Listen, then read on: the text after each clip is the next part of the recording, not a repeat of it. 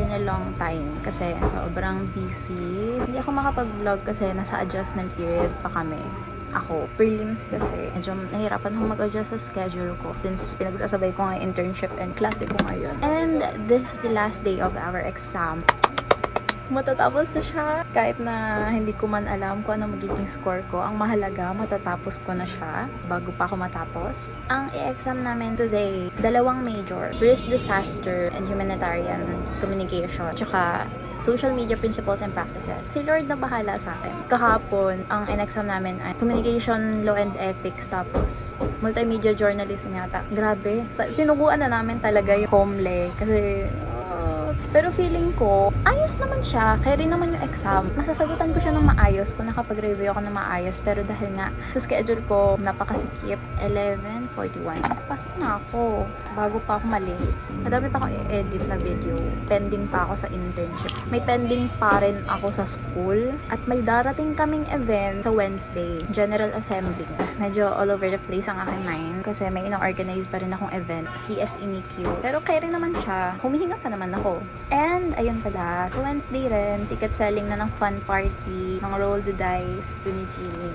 Sunod-sunod yung announcement ng concerts. Katatapos lang ng Kaysana. Hindi pa kami nakakahinga, hindi pa nakakahinga yung wallet namin. Pero pupuntahan ko yan. Bagong photo card to. Nakuha ko siya nung fan ko ni Sana. Ito yung PC na kasama nung Lightstick na version 3. Very impulsive buy. Hindi ko yung na-expect na bibili ako nun. Kasi sabi ko, okay na yung isang Lightstick. Kasi bakit naman ako bibili ng bagong Lightstick? Anong gagawin ko dun, di ba? My favorite perfume talaga. 11:50. Alis na ako.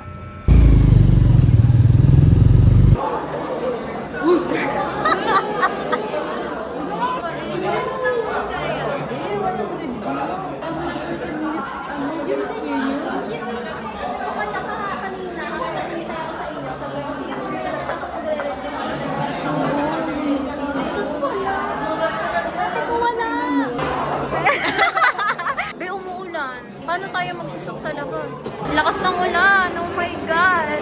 Mamaya may swimming pool na naman dyan. Tumatas na ito!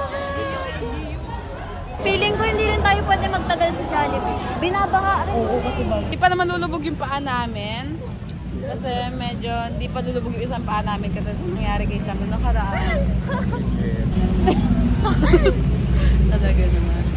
Bigas kay Ila. Namama ka po. Ano to? Wala to. Kung anong pagkura ko po nila sa budget ng work na. Wait lang. Ayan na. Narito din tayo ngayon.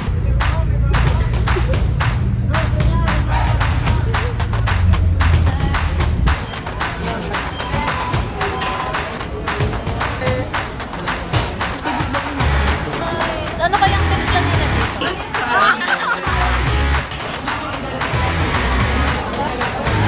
Tigdadalawa pa kayo ah.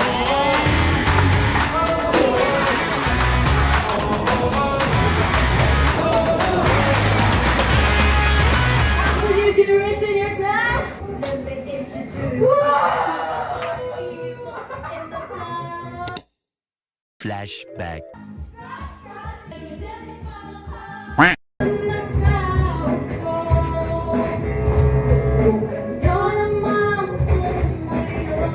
Ayan na po, nakatayo. Matanaw at baka matanaw ninyo ang kalagayan ko. Mga pantay na laging puno ng ulong, wala namang kasalanan. You're a great singer!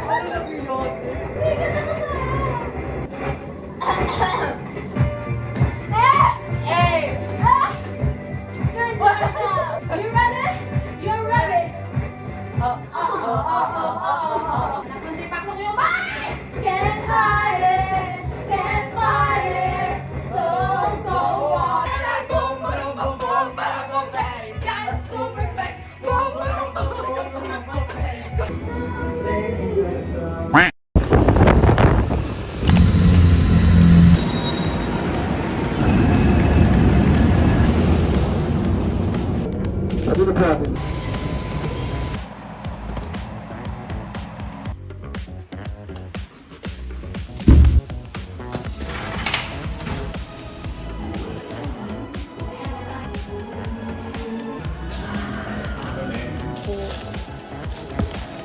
Saka nangyari ka ako, 6.7